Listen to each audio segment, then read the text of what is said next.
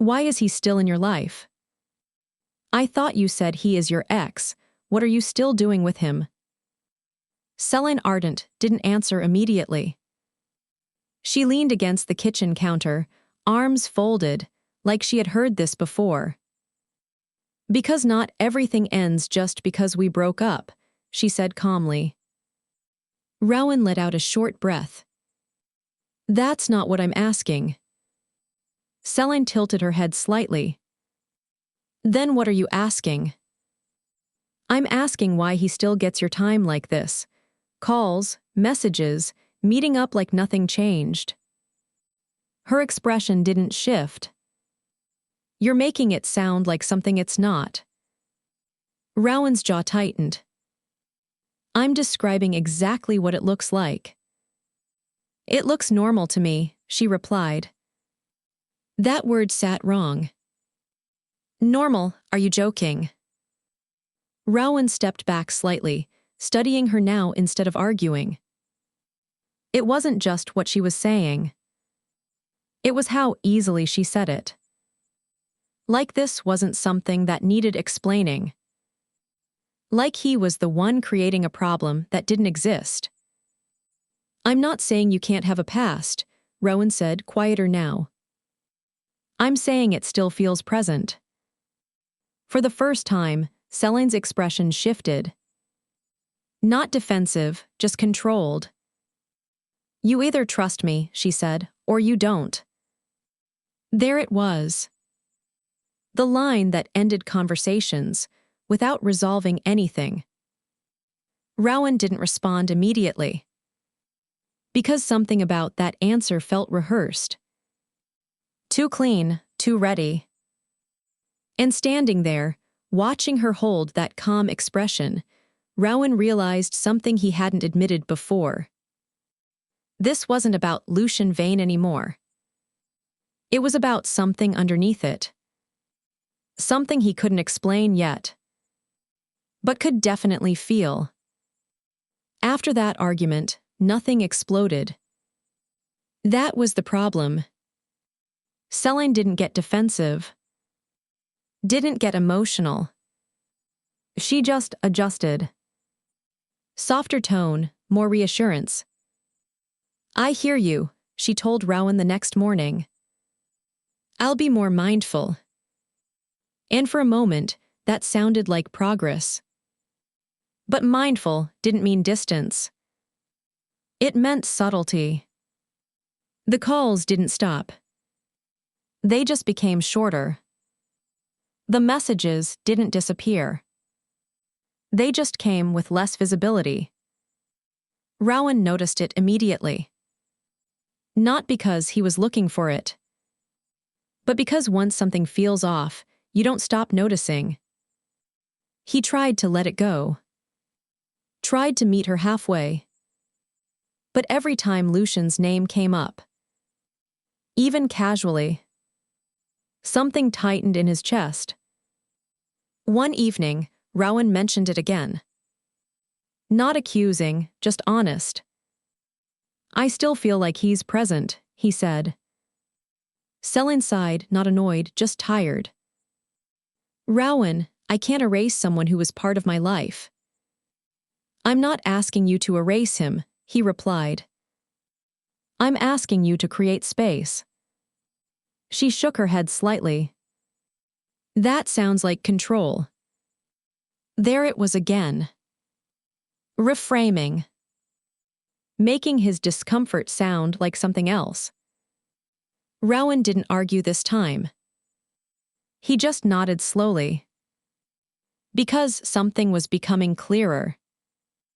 This wasn't about compromise. The line wasn't fixed. It moved. Every time he got close to defining it, it shifted just enough to stay out of reach. And that was when Rowan stopped trying to explain how he felt. Because he was starting to understand something deeper. It wasn't just what she was doing. It was how easily she made it seem acceptable. Rowan wasn't supposed to be there. The restaurant wasn't even his usual place.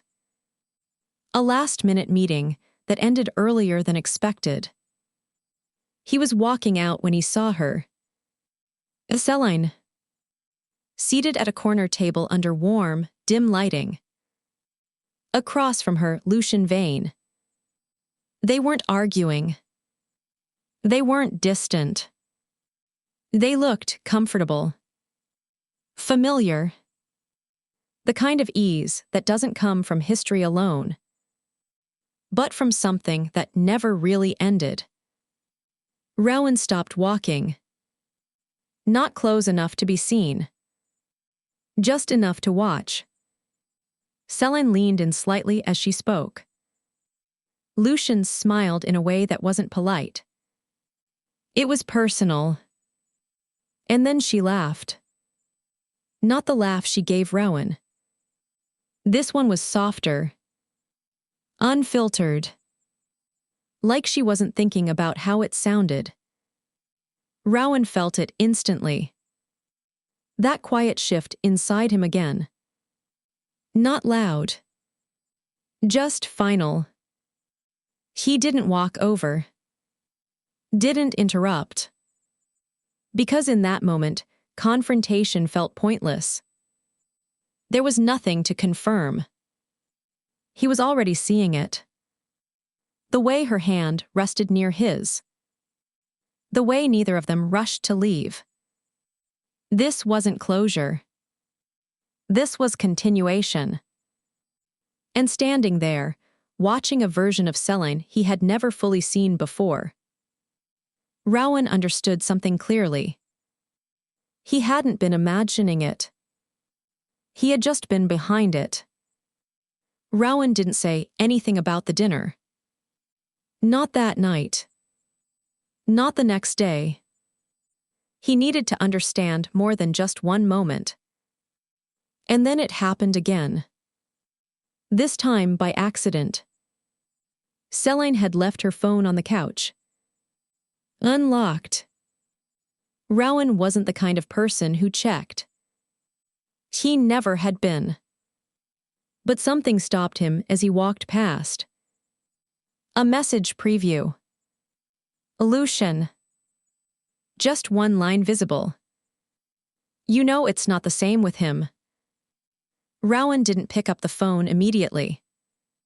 He stood there for a second. Then reached for it. The messages weren't long. But they didn't need to be. They were familiar. Comfortable. Unfiltered. And then he saw it. Celine's reply. I just needed something stable. There was a pause in the thread. Then another message. Rowan doesn't complicate things. Rowan felt it hit differently this time. Not like suspicion. Not like confusion. Like confirmation. Because it wasn't what she said. It was how easily she said it. No hesitation. No wait. Like she had already accepted it as truth.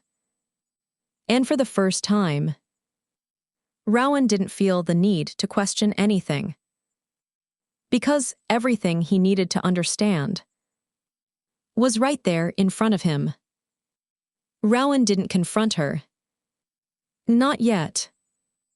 Because now it wasn't about proof. It was about clarity. So when Celine mentioned a friend's beach party that weekend, Rowan already knew. He didn't ask questions. Didn't argue. He just let her go. And then quietly, he followed. The beach was crowded. Music, laughter, movement everywhere. Easy to disappear in.